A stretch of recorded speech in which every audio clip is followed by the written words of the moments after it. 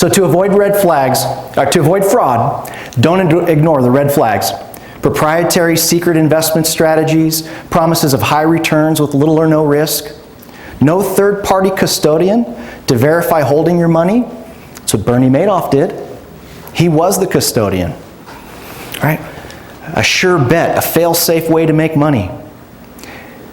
Watch out for some of these top investor lures. Things like oil and gas, gold, precious metals, life settlements, promissory notes, private placements, distressed real estate, foreign currency, digital currency like Bitcoin, options, trading schemes. Stay away from those things. To avoid fraud, know that the length of time that someone has been in business is irrelevant. Dawn Bennett said she was a money manager for 30 years.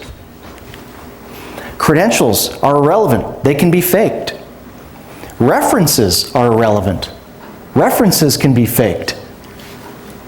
You should, at a minimum, do a basic check on a financial professional. You'd be surprised how many people don't check the background of the financial person they're considering, the financial advisor that they're considering.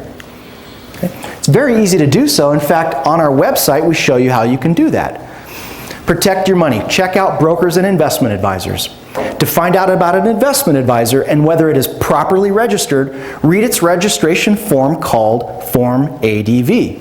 Form ADV has two parts. Part 1 contains information about the advisor's business and whether the advisor has problems with regulators or clients. Be important to know, right? Part 2 describes in a narrative format the advisor's business practices, fees, conflicts of interest, and disciplinary information. Again, all information that you, as an investor, want to know. Okay, so this is right on our website. We've got a link to our ADV. We also have a link to check the background for your broker or financial advisors. For FINRA, it's broker check, and it's really easy. It takes just a minute. You go to the website and you type in their name. It's that easy. It takes 1 second. Check the investment advisor background for the SEC. Same thing. Just type in their name.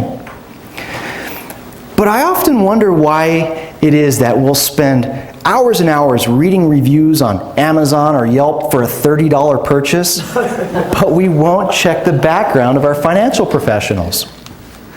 So this is Jimmy Fallon reading Yelp reviews.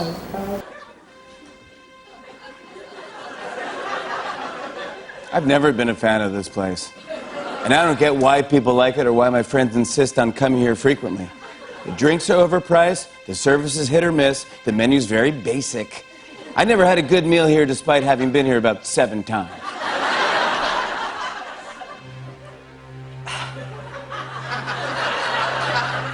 Let me help you out, buddy.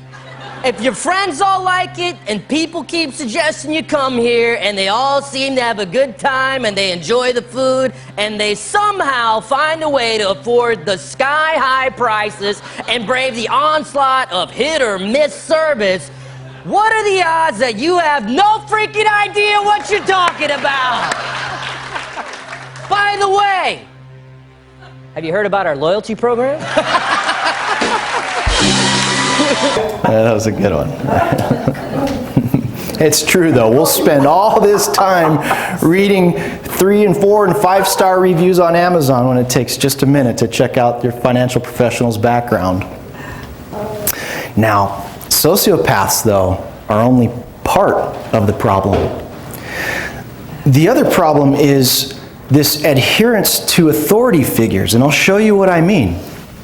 Back in the 60s, Stanley Milgram did an experiment that later became known as the Milgram Experiment, where he did a study on what people thought were or was on memory.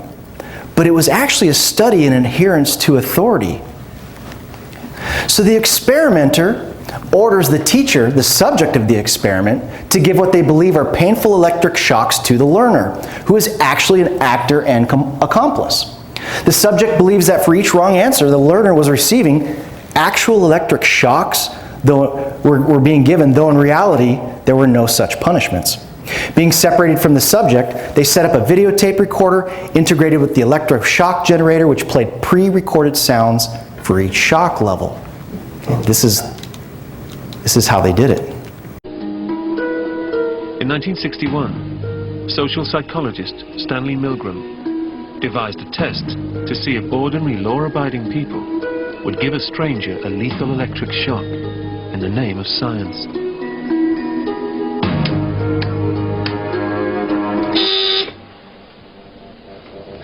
Twelve members of the public arrive for what they think is a memory test. They're introduced to another person who they believe is another volunteer. I'm Nick. He's really an actor. I'm Professor Lawrence. As is the professor who'll be running the test. Do you know what we're doing today? Not specifically. The volunteers are also unaware that they're being filmed. Social psychologist Dr. Clifford Stott will be monitoring their responses. We're conducting an experiment into learning and behaviour. The actor who's acting as the professor comes in and talks to the two participants to try and convince them that what's actually happening is this scientific study of memory rather than actually what it is, which is a scientific study of obedience to authority. The professor reveals that the experiment will involve a form of punishment. The punishment we've chosen to use is electric shock. It's right. Negative reinforcement. Each participant is given a specific role within the experiment. So I'm asking one of you to be a teacher and one of you to be a learner. The learner receives the shocks. The teacher applies them. How do they decide who's the victim and who's the teacher? Well, that's done through a lottery, so they draw lots. And how does that work out? Teacher? Of course, it's fixed, so the actual participant always ends up being the teacher. So you must be teacher. Okay.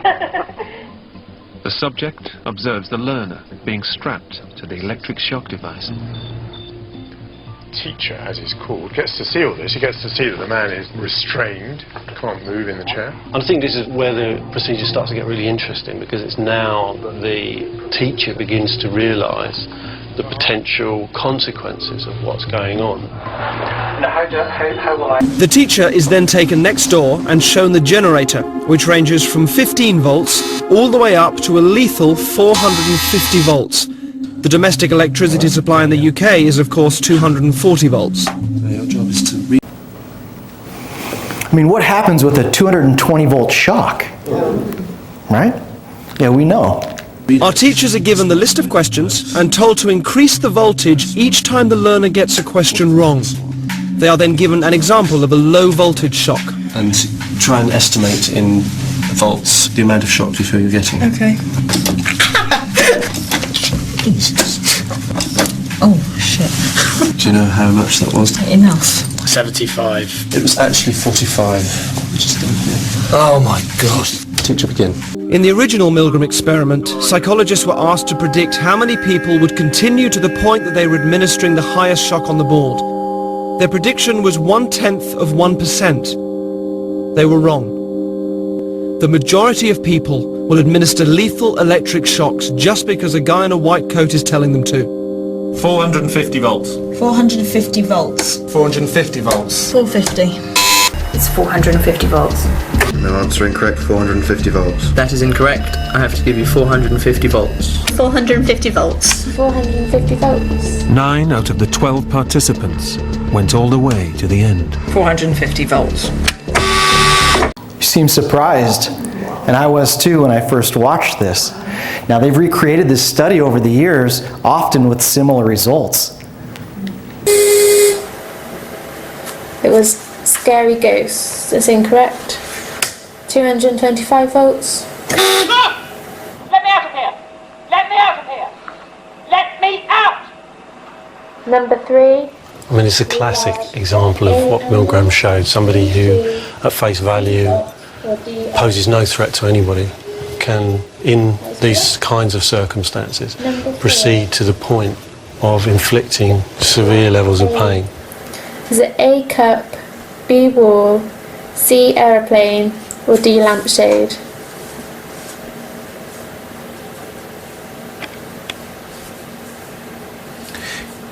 You have to treat the absence of response as a wrong answer and just continue the procedure. Okay, no response is wrong answer. 390 volts. The killed him. He was not responding, so that it counts as a wrong answer. Okay. Alan's wrong answer again. 405 votes. You know, you notice that none of them ever asked for the doctor's credentials to verify, right? They just did whatever he told them to do. Incorrect, 225. Stop! Let me out of here! Let me out of here! Let me out! I'm really not sure if I'm happy to continue doing this with him. So he really sounds like he's in a lot of pain. Well, the experiment requires that you go on. Yeah, I know, but I don't really take any pleasure in putting that through a human being's arm. No, but this is an experiment. It's essential that you continue. Where did I get to? Number 3. Interesting. Very interesting. Now, in the financial industry, I was just doing what my broker-dealer told me to do. I was just selling the product that they told me to sell. I was just recommending the money manager that they said was the best. And I remember early on in my career, the first 4.5 years at Raymond James, every week they'd have their top stock list that they'd send out and their top money manager list. So we have to develop the moral clarity to question authority figures, even to the point if we have to, make them upset with us. What the participants don't know is that the learner hasn't been receiving any shocks at all. Let me out! Let me out of here! Let me out! His responses are being played on a pre-recorded CD. Stop! Let me out of here! Let me out of here! Let me out!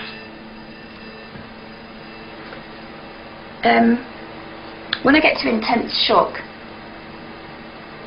and then extreme intensity shock, and then dangerous severe shock, I need to stop really, don't I? Well, the experiment requires that you continue. What about in dangerous severe shock, and then the XXX? Well, please continue the experiment. Thank you. Okay. Thank you. The participant here deferring to the professor, Yes. and that deferring to the professor carries with it a diffusion of responsibility. The responsibility for this is not entirely hers, so much as it is to the authority figure that resides with her in the room. We're on danger now, Yeah. but you say it won't be really dangerous to him. There's no lasting tissue damage. And he signed his form and everything, didn't he? He signed his form and everything, didn't he, to say he was okay with it? So if by chance you had hurt Nick, whose responsibility would that have been? Well, in the eyes of the law it would have been my fault, and morally it would have been my fault. I could have argued that I was following the procedure laid out for an experiment, perhaps tried to blame science, but in reality it would have been me pressing buttons. And even with the burden of the knowledge that morally you might have been responsible for a man's death, you went on? Not entirely pleased about that, but I did, yeah. Wow, right? He signed his form, didn't he? Right? So 65% will follow authority to the end, even to the point of killing someone? Just because somebody in a white lab coat and a clipboard told him to. Right? See, that adherence to authority allows for the shedding of responsibility. Right? He signed his form, right? He knew what he was getting himself into. Many sociopaths are or become authority figures. Right? And this is what they look like. Now, they're easy to recognize when they're wearing orange jumpsuits. Right? And in the financial industry, they don't wear lab coats. They wear a suit and a tie. Right? So the real problem is that 65% of people will do anything the sociopath says just because he's wearing a lab coat or a suit. Now, in a large organization, this could be hundreds or thousands of people. Now, organizations themselves do not have a conscience or feeling. They're led by people. And when those people don't have a conscience, the organization can become sick, dysfunctional, or evil. Wells Fargo recently, this was in the news, wasn't it? Fired 5,300 employees for 3.5 million fake accounts. The upper execs claim they had no idea what the employees were doing, and it come to find out later that they did, that they were behind it. So out of 100 people on Wall Street, 10 financial professionals are sociopaths. Out of the remaining 90%, 65% will do whatever they're told by the authority figure. That means there's 58 financial professionals that will just go along with it, leaving 32 financial professionals that have the moral clarity to recognize immoral actions and take action. Okay? We call this the 32% solution. Philip was one of the 3 who refused to complete the test. But you were involved in an important scientific experiment, and the professor was telling you to go on. Why did you disobey? Sounds a little bit like the Nazis in Second World War Germany. It wasn't me, Guff. You know, it was I was told to do it. The majority of people go all the way. That's scary. To 450 volts. I find that scary. Now, our experience tells us that it's much lower than 32%. Most investment managers don't recognize that what they're doing with their clients' money is immoral. The industry avoids good and evil labels.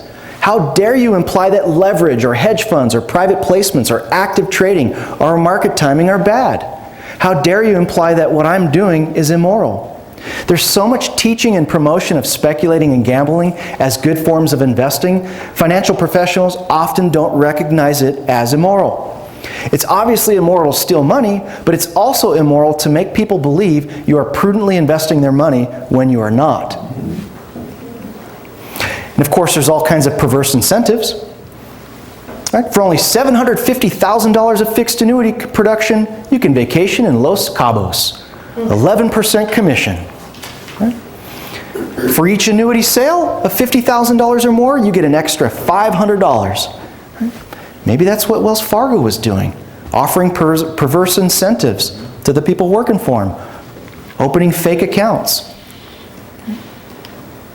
So when it comes to your money, trust but verify. Never blindly follow an authority figure. Just because somebody in a white lab coat or a suit and tie tells you what to do, trust but verify. But we say verify, then trust. Actively question authority. A little bit about how our memory project works. One of the theories is that individuals learn best when they are prodded by a bit of a punishment. The punishment that we're using is in the form of an electrical shock. Now what we do in that case... Wait, is this a joke? Oh, is there some problem? Maybe. And I'm going to ask you to put your hand through this restraint here. And this participant's really interesting. She's having a much stronger reaction much earlier. This is our shock generator. When you depress this switch like this, it will deliver a shock to the gentleman in the other room. If he gives you an incorrect answer, say, wrong answer. Second, I want you to read the voltage and then administer the voltage and then tell him the correct answer. You're not going to be happy. I cannot do this.